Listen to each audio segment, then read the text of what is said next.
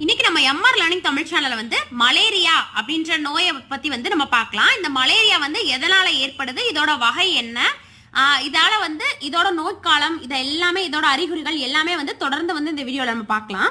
First malaria அப்படின்றது வந்து plasmodium.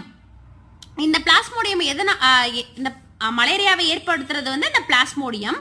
இது வந்து புரோட்டோசோவா அப்படின்ற வகையை சார்ந்த ஒரு ஒட்டுண்ணி. இந்த மலேரியாவை ஏற்படுத்துறது எது? பிளாஸ்மோடியம்.